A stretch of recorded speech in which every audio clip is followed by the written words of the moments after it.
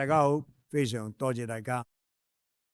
我真係要講呢2日真係好忙，好大件事。我哋做完呢度之後呢，就會翻去華盛頓特區。就係呢個之後，我想祝大家今晚愉快。喺週末期間，美國軍方同以色列國防軍繼續好成功咁進行咗史詩之路行動。過去9日，我哋進行喺世界上見過最強大同最複雜嘅軍事打擊同機動行動之一。而家你再加埋其他所有嘅，好似午夜之錘，消除伊朗嘅核威脅，咁我哋講呢個係歷史上好大嘅時刻，同埋我哋嘅委內瑞拉同其他地方都取得嘅好大成功，基本上去到邊都好順利。但係當我哋做緊呢啲咁嘅時候，我哋都喺度大大步向住完成我哋嘅軍事目標邁進。有啲人甚至會話，基本上咧都完成得七七八八。我哋已經徹底消滅咗伊朗所有嘅武裝力量，伊朗大部分嘅海軍力量都已經被擊沉，而家全部沉離咗海底。差唔多有50艘船，啱啱有人通知我，原來係51艘，我都唔知佢哋有咁多艘船，但係都差唔到幾耐。呢啲全部都係戰鬥艦艇，佢哋本來係用嚟打仗，但係就唔係用嚟對付我哋嘅。我哋繼續針對伊朗嘅無人機同導彈能力，佢哋嘅無人機數量大幅減少。由今日開始，佢哋嘅無人機生產都俾我哋打擊嘅。我哋知道佢哋所有生產無人機嘅地方，而家全部一個接一個咁俾我哋打擊緊。佢哋嘅導彈能力而家只剩翻大約1成，甚至可能更少。我哋都打擊緊佢嘅生產導彈同運送導彈嘅地方。到而家為止，我哋已經攻擊咗超過5000個目標，其中有啲係好重要嘅目標，而我哋都特登留佢哋最重要嘅目標等遲啲先打，以防萬一。如果有需要呢，我哋會做。如果我哋打擊佢哋，要佢哋重建，會用好多年時間。呢啲同發電同好多其他嘢都有關啦。所以如果唔係必要，我哋都唔想咁做。但係呢啲嘅目標好容易打到，但係如果真係打落去，破壞力會好大。我哋而家等住睇下情況點，先再決定打唔打。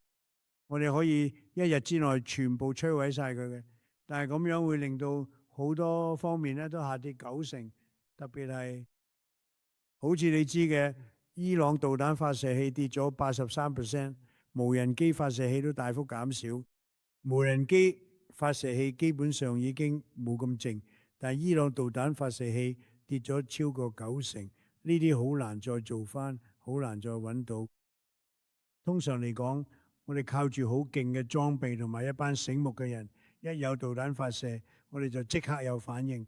導彈一離開發射器，我哋可以喺5分鐘內準確咁摧毀嗰個發射器，真係一擊即中。所以而家我哋用低成本嘅攔截器，有效咁對付伊朗嘅無人機。我哋嘅 B2 轟炸機最近投下咗數十枚 2收磅炸彈，摧毀咗伊朗各地以及埋藏喺伊朗地下嘅導彈發射裝置。好多情況下，土壤根本無法與之抗衡。我哋同時亦都喺以前所未有嘅速度摧毀該政權用嚟製造無人機同埋導彈嘅製造業基礎。我哋淨係將佢哋淘汰出局。我哋知道佢哋都喺邊度呢？我哋好快咧就把佢哋淘汰啦。我哋而家嘅進度比原本預期快咗好多。我會話，其實我哋都冇諗過1個月之後會去到呢個地步。加上我哋已經剷除咗佢嘅領導層2次，甚至可能3次。而我哋正如你所知，我哋係想參與其中。我哋唔想再有一個總統可能唔願意做我而家願意做嘅事，為啲世界好，為咗我哋國家好，唔可以俾自己5年、10年之後仲困喺呢個局面。所以我哋覺得佢哋應該揾個總統啊，或者國家領袖上場啊，可以帶嚟改變，用和平方式解決問題。佢哋已經做咗呢啲事47年，殺人殺咗47年。無論係軍營定係 SS Cole，佢哋都好深度參與。雖然佢哋成日否認，但其實佢哋真係好深度參與。所有因為路邊炸彈死咗嘅人，或者而家仲行緊，但係佢哋腳冇啲手嘅人，一張傷痕累累嘅面。伊朗政權已經攻擊美國人並散佈恐怖長達47年之久，儘管佢哋曾有無數次機會放棄其核野心，就喺不久前佢哋仲曾咁做過，但係佢哋卻話俾左先生威特科夫咧就喺呢邊咧，佢哋話佢哋真係講啦，我哋想繼續建設。簡言之，我哋希望繼續發展壯大核武器。如果我哋冇摧毀午夜之錘咧，組織，如果我哋冇摧毀伊朗嘅潛在威脅咧，如果我哋冇對午夜之錘咧組織採取呢啲措施，佢哋就會擁有核武器。佢哋早咧就應該用上啦。至少以色列會被徹底消滅。我好彩，我哋有勇氣咁做，我哋有才華橫溢嘅飛行員同埋一流嘅設備 B-2 轟炸機，真係勁到冇得輸。順帶一提，我哋仲訂咗多25架新型號更好嘅版本。我軍實力全球最強，裝備頂尖，遙遙領先其他國家。無論去到邊，你都見到，但係仲係要人去操作使用。而呢啲人就係我哋最珍惜嘅人。即使我哋喺午夜之錘行動入邊摧毀咗佢哋嘅主要核設施，佢哋都從來冇誠意同我哋談。佢哋仲繼續話想發展核能，我哋想要達到一啲完全唔可以接受嘅濃縮水平，甚至有人提出無限量、永久免費提供核燃料俾佢哋作民用用途，佢哋都唔要。我哋有人主動提供免費核燃料俾佢哋，但佢哋對呢啲完全冇興趣，因為佢哋只係想做核武。所以呢個政權呢，就轉移喺另一個地點重建佢哋嘅武器計劃。佢哋翻唔到去之前俾我哋摧毀咗嘅3個地點，但佢哋開始咗另一個新嘅地方動工。嗰個地方唔同類型，仲有花崗嘅保護住。佢哋想要有保護，花崗咁都幾堅固，但佢哋想要更深層次嘅保護。佢哋想再挖深好多，仲一邊開始呢個工程，一邊急速建造傳統彈道導彈。佢哋打算呢一齊做晒所有嘢，呢個威脅到我哋嘅海外基地，甚至好快可以打到我哋本土。呢個政權嘅目的就係利用呢個指數式增長嘅彈道導彈威脅，令到幾乎嘅可能阻止佢哋攞到核武。咁你應該咧都見到佢哋有大量導彈咧，大部分咧而家都用嘅或者被摧毀，而且用得好唔成功。因為我哋大部分時間咧都可以全部攔截晒佢哋。真係勁嘅科技，愛國者導彈真係勁到離譜，仲有其他嘢。而家我哋有個裸射科技都好勁，好快就會推出咧。我哋真係有啲射武器，我哋可以用更低嘅成本做到愛國者導彈或者其他武器做到咁。情況好快就去到一個臨界點，美國已經去到冇法回頭嘅地步。根據 Steve、Jared、Pete 同其他人同我講嘅嘢 ，Marco 都好參與其中。我覺得佢哋會攻擊我哋呢個情況，我覺得完全冇法接受。我覺得如果我哋唔係嘅嗰個時候做呢件事，佢哋應該諗住會攻擊我哋。如果你有留意，佢哋做咗一件好愚蠢、好傻嘅事，我會咁認為。佢哋攻擊佢哋嘅鄰國，而家鄰國本身大致上都係中立㗎，或者至少唔會參與，但係結果都俾人攻擊嘅。結果反而產生咗相反後果，個鄰國反而加入咗我哋一方，開始攻擊佢哋，而且仲幾成功添。你睇下沙特阿拉伯、阿聯酋、卡塔爾同埋其他國家，其實佢哋都好強大同埋聰明，但係佢哋都俾人攻擊嘅。我第一次聽到嘅時候，我都話唔係啊，應該有人搞錯嘅，但係其實佢搞錯。阿聯酋呢，俾人射咗超過1000支導彈呢，佢哋幾乎全部都攔截咗落嚟。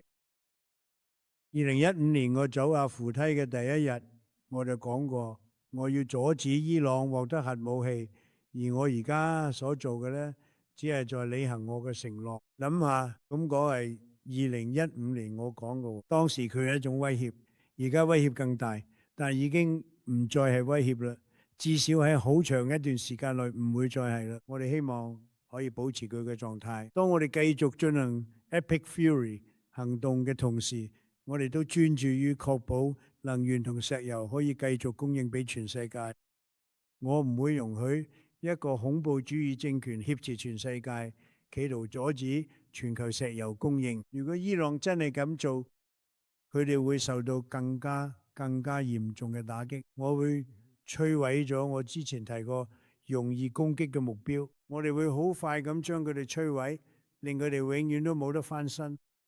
如果佢哋想玩呢啲花樣，最好就唔好玩。長遠嚟講，佢喺伊朗嘅船、無人機、導彈、核威脅或者其他嘅石油供應會安全得多。所以霍爾木茲海峽會保持安全。我哋喺嗰度有好多艘海軍艦艇，我哋有全世界最頂尖嘅裝備，專門檢查水雷。再講多次啊，佢哋大部分艦艇呢都沉離咗海底，但係我哋會打到佢哋，連同幫佢哋嘅人都永遠冇得翻身。如果係佢哋嗰個地區搞事，近年嚟呢個政權同佢嘅恐怖代理人呢，已經對幾百艘商船發動攻擊。我哋而家要徹底終結呢啲威脅。咁其嘅結果呢，就係石油價格下降，美國家庭嘅石油同埋天然氣價格亦都會降低。我哋已經做到啦，我哋成功啦，我哋把佢降到咗好低嘅水平。呢個只係一次不得不做嘅事情嘅嘗試。我哋離完成呢項工作呢，亦都越嚟越近啦。與此同時，喺呢次短暫中斷期間，美國正在向所有喺墨西哥灣作業嘅郵輪提供政治風險保險，所以我哋正在搭建。為咗獲得保障呢，佢哋或許咧會購買呢個風險保險呢，我哋覺得應該唔需要。如果真係需要嘅話，如果佢哋真係做呢啲咩，個代價會大到無法估計，個後果呢會嚴重到佢哋會後悔做嘅。因為你一定要保持海嘯暢通。講到底，其實呢啲事對其他國家影響仲大過對美國。其實對我哋嘅影響咧，我哋有咁多石油，我哋有大量嘅石油同天然氣，多到用唔晒啦。而家我哋有委內瑞拉做新伙伴，好好嘅伙伴，成件事發展得非常好。我哋同政府總統合作，嗰度有大量石油、天然氣，咁都有。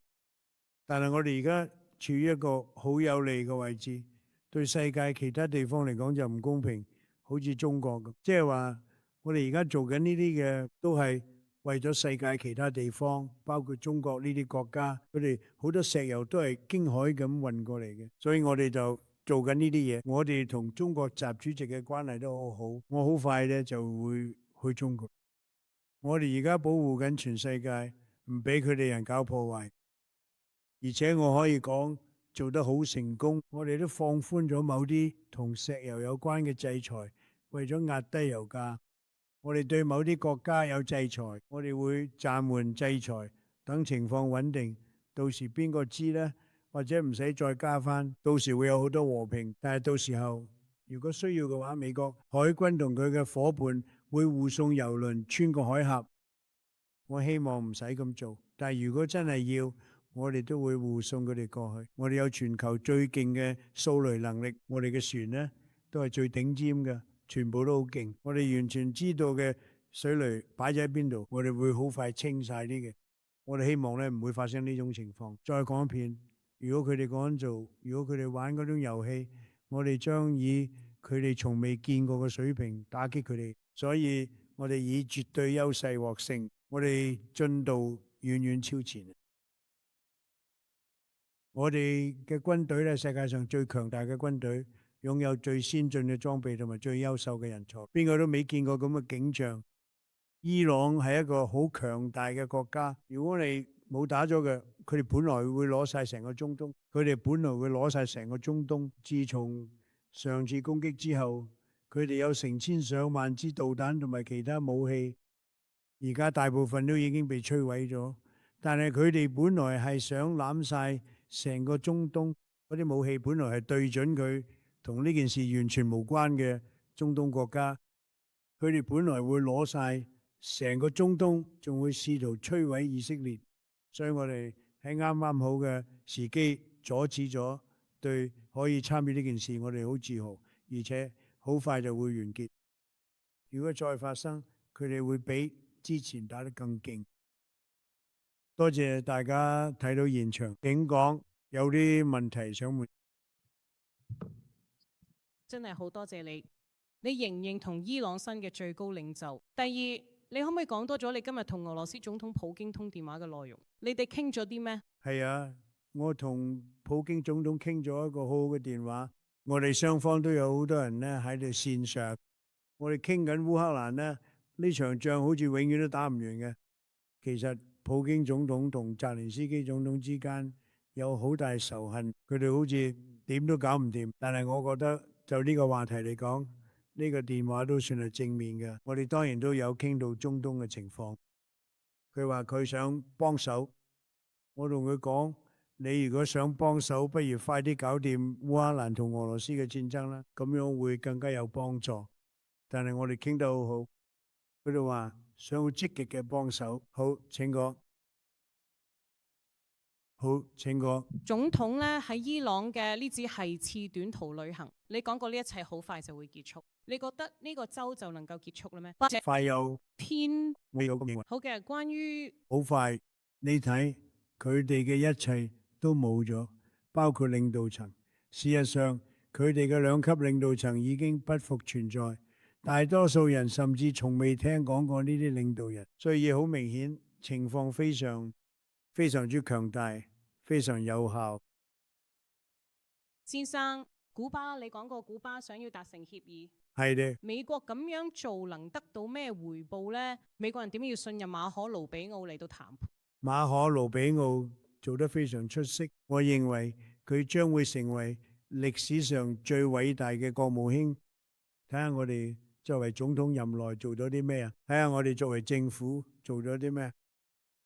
佢嘅信任 Marco， 美國人民都一樣信任嘅。無論你去到邊度，佢都好成功。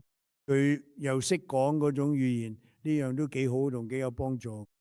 但係佢而家處理緊，可能會係一個友善嘅接管，亦都有可能唔係一個友善嘅接管。其實都冇所謂，因為好似人哋講嘅，佢哋而家已經去到油盡燈枯，佢哋冇咩精力，佢冇幾錢，佢哋喺人道層面上面咧陷入嚟大麻。我哋唔想見到咁嘅情況，但係你都知佢哋對好多人都好差，仲有好多靠古巴裔美國人選票生活嘅人，而我睇到呢個選票創新高，呢啲好重要，佢哋對我好重要。我明佢哋經歷過嘅，佢哋真係捱過地獄。有啲人仲成為咗全國最成功嘅人之一。古巴裔美國商人有冇可以話係全國最成功嗰班人？而且佢哋入邊呢，有好多都係我朋友，因為我同佢哋一齊打呢場仗好耐。卡斯特羅政權好殘暴呢，但佢哋以前呢靠委內瑞拉過活，佢哋唔再靠委內瑞拉嗰度而家嘅能源啦、燃料啦、石油啦同錢啦，佢哋委內瑞拉佢哋根本頂唔住，我哋仲切斷埋其他嘅，所以係啦，佢哋要麼就會同我哋傾掂數，要麼我哋都可以好輕鬆咁搞掂。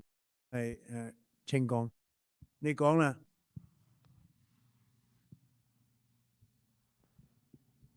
Tomahawk 導彈好大機會炸咗嗰間伊朗旅，喺美國人、美國政府承擔任何責任。我仲未睇過，我仲要話戰斧係目前最強大嘅武器之一。你知道其他國家亦都喺度使用同埋銷售佢，你知道嘅。至於伊朗，佢哋亦都擁有一啲戰斧導彈。我希望佢哋能夠擁有更多，但係無論係伊朗呢，定係其他國家，戰斧 Tomahawk 呢個詞本身呢就非常通用，去銷往其他國家。但目前呢正在調查呢件事嘅。好啦，多謝。唔該謝。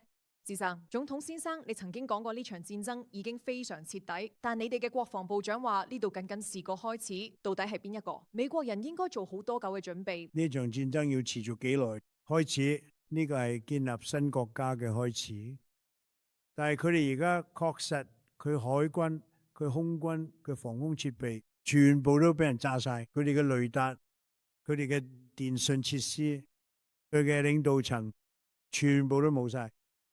所以你知啦，你可以咁樣喺呢句說話，我哋而家離開呢度，可以話係一個巨大嘅成功。又或者我哋可以再行多一步，而家我哋就真係會再行多一步。但係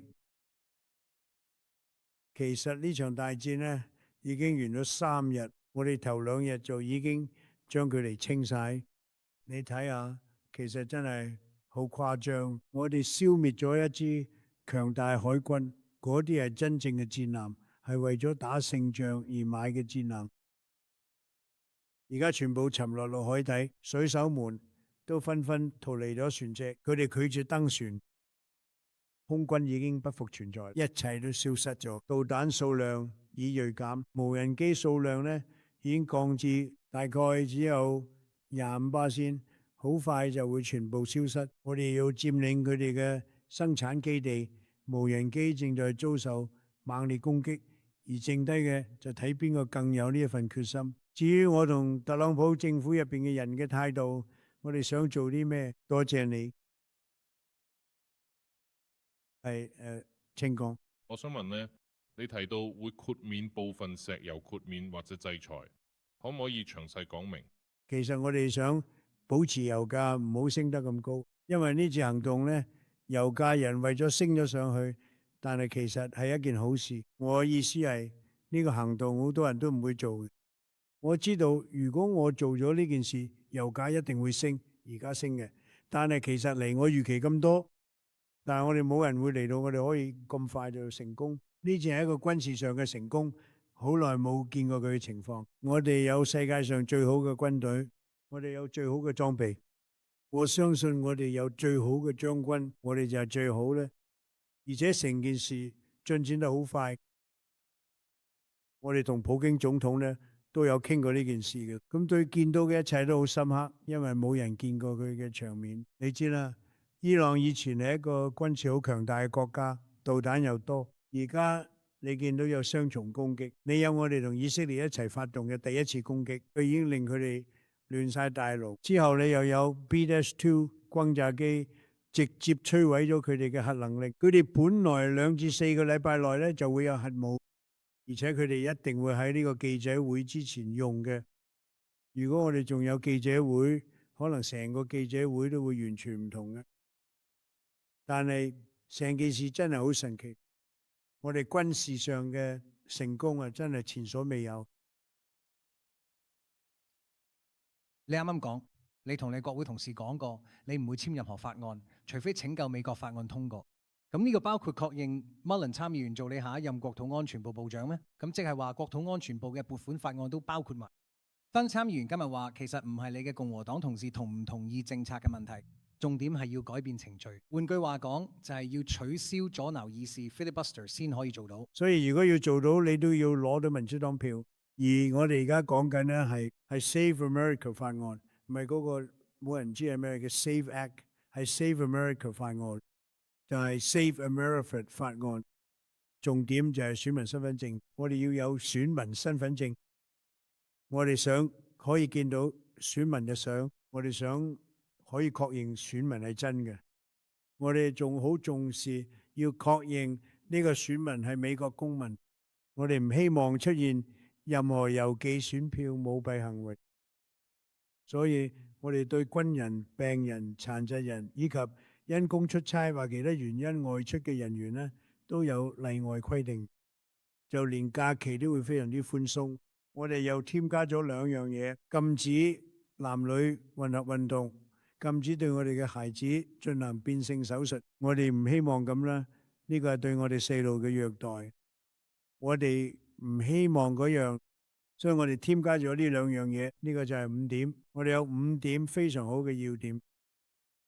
佢喺民主黨人中嘅支持率為86%，諗下總投票率為86%，共和黨人當呢一比例高達98%。唯一反對佢嘅係民主黨領導層，因為佢哋作弊，佢哋想作弊，所以我哋將呢兩點加咗入去。我哋要衝擊金牌，必須拼盡全力。而家有啲事情將會發生，有啲事情會發生。我哋到呢度呢，係為國家做好嘅。但係如果我哋啲選舉嘅腐敗，佢唔誠實，其實我哋都冇國家可言。就好似我哋最近一段時間見到佢，你知啦。舉個例，佢哋人有好似我哋嘅，佢人有郵寄選票嘅制度，好似我哋嘅。全世界嘅其他國家係冇，法國都唔用呢啲，佢哋都去咗。你知點解咩？因為佢腐敗。坦白講，我認為吉米卡特獲得委任狀，可能係佢做過嘅最好嘅事情。佢話郵寄投票係得唔通嘅，因為佢本身就唔誠實。結果證明呢個完全係欺騙行為，所以我哋要為之奮鬥。係嘅。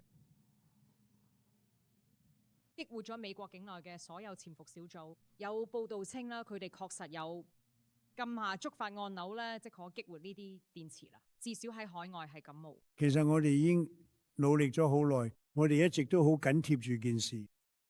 其中一樣我哋要做嘅事咧，就係要令民主黨停止民主黨搞嘅停擺，因為你都知負責調查嗰個機構舒默同民主黨已經將佢停咗，呢個都話明佢可能好憎我哋國家，但係民主黨一定要重新開翻。但係我哋喺呢方面咧有好好嘅情報，我哋知道有好多唔同嘅壞事發生過，好多都係拜登開放邊境嗰段時間入嚟，但係我哋已經掌握住佢哋，全部都喺我嘅監視之下。係啊，我哋對佢哋了解好多。我哋最大嘅問題就係民主黨搞嘅停擺，我哋對佢知道好多，但係停擺令我哋做唔到應該做嘅嘢。你係咪要將佢哋走？佢係咪已經成為目標？你係話新領袖佢仔？點解伊朗可以有另一個阿圖拉？其實呢，我唔想咁講，不過你知咧，我都幾失望，因為我哋覺得咁樣呢，只會令國家繼續有同樣嘅問題，所以見到佢哋嘅嘢呢，我都幾失望。多謝你先生，你之前講過啦，如果唔係阿圖拉個仔咧，你心目中有其他人選做新嘅伊朗領袖咧，你對嗰個人有咩要求？你會唔會考慮用本地人？因為你啱啱都講過佢哋嘅領導層一直都其實我幾中意啊，內部同永恆呢個概念睇落都幾有意思啊。但係我真係中意用內部人選啊，因為效果幾好。即係我覺得我哋嘅委內瑞拉都證明咗呢點。我哋有一位名叫德爾西嘅女士，佢一直你知道呢個國家嘅總統備受尊敬，非常出色，佢做得非常棒，而且你知道唔會造成任何干擾。你仲記得伊拉克戰爭啦？嗰度所有人都被解僱咗，軍方被解僱啦，警察被解僱咗，呢啲政客咧被解僱咗啦。當時一個人都冇。你知道佢哋後來變咗啲咩咩？伊斯蘭國。我哋唔希望嗰樣，我哋唔希望嗰樣，所以我希望睇到裏邊嘅人都離開。而家佢哋都喺度傾到沙亞嘅仔，佢哋談論人哋，但係你知道佢已經好多年唔喺度啦。我哋目前採用嘅方案嘅效果非常之好，我認為佢會繼續保持良好勢頭，同委內瑞拉嘅關係非同尋常，智慧國家。我哋已經開採咗1億桶石油，而家就喺休斯頓，有人好好咁照顧住，整到好靚。你真係要親眼睇下佢哋點做。佢哋個油咧就會送去煉油廠，而家佢休斯頓煉緊油嗰度啊，啱啱就係為呢種產品而設。到目前為止咧，已經有1億桶石油，而家仲有多1億桶石油嚟緊。就好似一個夥伴關係咁，我哋同佢哋相處得好好。呢件事對委內瑞拉好，對美國都好。係啊，你好，請慢慢講。先生總統？你啱啱暗示話伊朗唔知點睇到戰斧導彈，仲喺戰爭第一日炸咗自己嘅小學。但係你係你政府入邊唯一一個咁講嘅人，就連你嘅國防部長星期六喺你架飛機上邊企喺你身後，都唔肯咁講。點解淨係你一個人嚟講？因為咧，我對呢件事都唔係好了解。我聽人講呢件事，而家仲冇調查緊。但係你都知，戰斧導彈唔止我哋用，其他人都會用。好多其他國家都有戰斧導彈啦，佢哋係向我哋買嘅。但係無論報告點講咧，我都會接受嗰個結果。係請講。你頭先講過啦，其實我哋已經喺好多方面贏咗，但又未贏夠。你覺得點先叫做夠啦？你嘅標準係咩？就佢哋唔會第二日就開始發展核武，就係佢哋會望住嗰個人同埋政府入邊嘅人，然後話好啦，我哋唔會做，但係佢哋唔肯咁講。Steve 打俾我同我講呢樣嘢嘅時候，我就話好啦，佢啦，咁我哋就用最難嘅方法去做啦。但係我覺得所謂最難嘅方法，其實可能係最簡單嘅方法。基本上我都睇到呢樣嘢，佢哋會喺好長一段時間內完全嘅能力去發展，可以用嚟對付美國、以色列或者我哋任何盟友嘅武器。我哋喺中東咧有好多好多盟友，好多國家都係我哋嘅盟友。佢哋本來都冇參與，直到自己俾人打先至入場，定必講翻呢個故事，做咩嚟做？點解佢哋要咁做？但係其實咧，佢哋本身咧就打算咧出手對付佢哋。如果我唔係先出手打佢哋，佢哋就會先打我哋嘅盟友。根據我所知同相信，我真係覺得佢本來就打算，佢哋本來就想諗晒成個中東，佢哋一直都想統治成個中東。如果當時冇發生午夜鐵錘行動，會點？